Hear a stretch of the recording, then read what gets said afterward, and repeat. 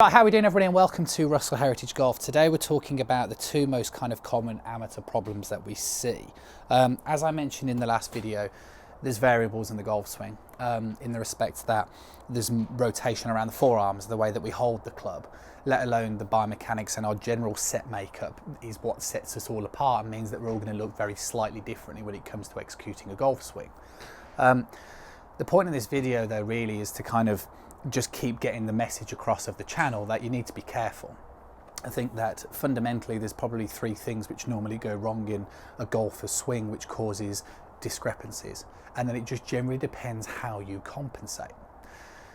If you're a golfer who has curvature on the golf ball which is undesirable, if you're somebody who is vulnerable of off-center hits, if you're somebody who doesn't compress the ball without curvature being applied towards the golf ball, or if you're somebody who just generally, like I said, struggles to compress the ball, especially with the longer clubs, then you most definitely fall into this category.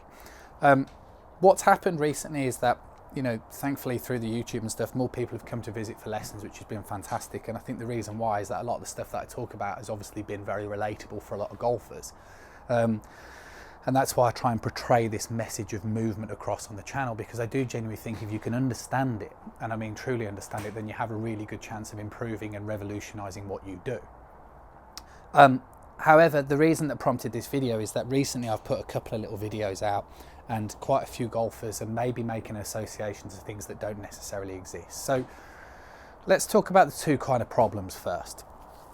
What happens in the golf swing is that, to categorize them as simply as we can, we generally see golfers who have like a slidey sort of early hip extension movement coming in towards the golf ball as probably one of the most common problems, or we potentially see golfers that are more kind of over the top coming in towards the downswing. So they might look more rotational through the hit, but they kind of come more this way.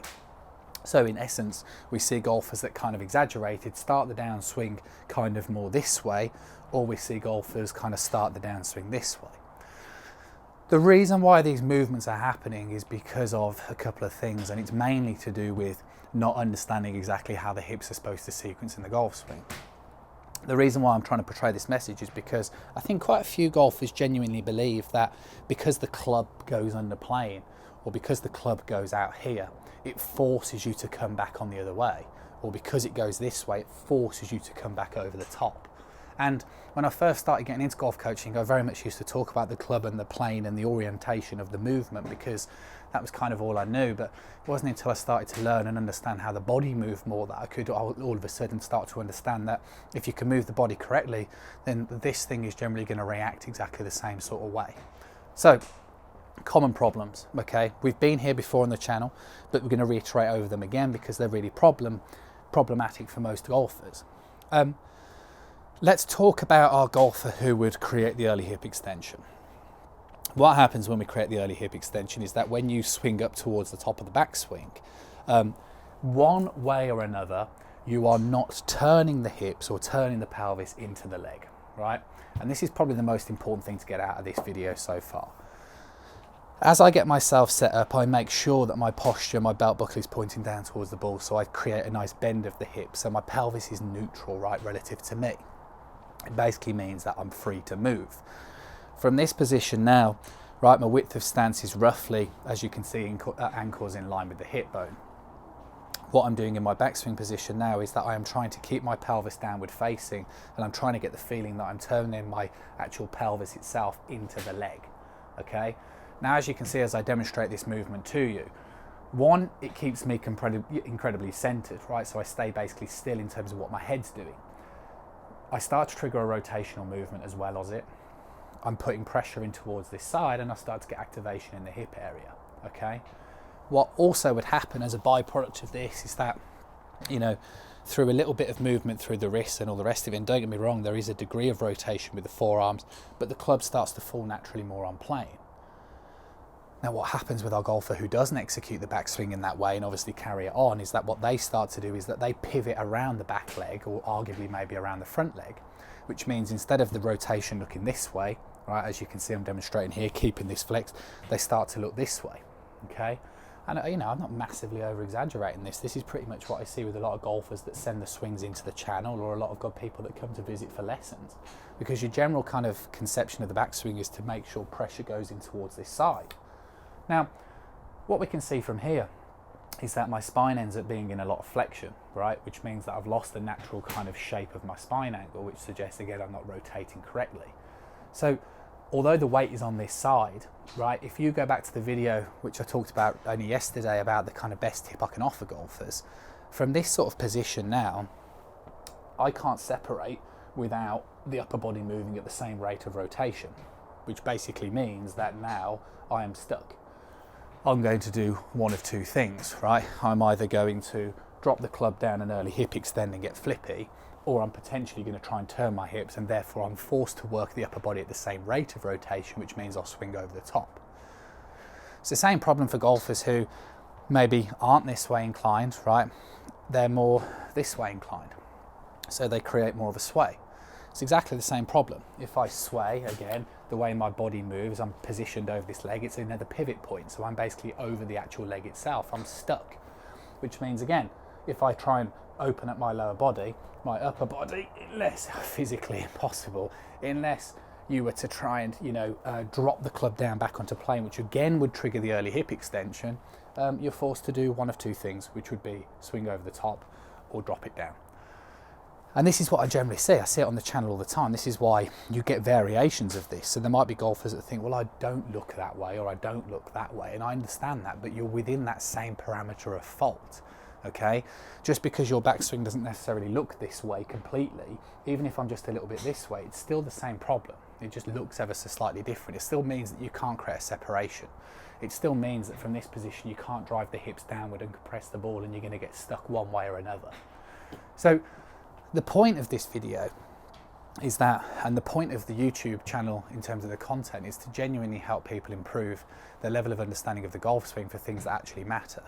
And I know this because when I get the opportunity to work with golfers, yes, I'm not suggesting after an immediately short space of time that they start to just immediately compress the ball and hit it 20 yards further.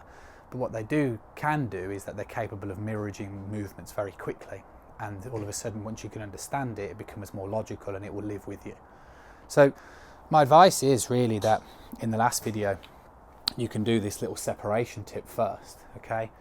My other piece of advice is that if you did start to move correctly, okay, in terms of the rotation going back, yes, as you know, on the channel when I've talked about things like the takeaway, there are other movements going on with the hands and arms. But if you can understand how to move this in your golf swing, then you have a really good chance of becoming a successful golfer. And I know this from the people that have been sending emails in, kind emails in, golfers that took to the game late that can understand this, and they demonstrate a very high level. And that's why, because they're relating to this, because they know how important this hip rotation movement is, and understanding that it's not just turn your back to the target, because again, now I've moved over my leg and it means I can't separate.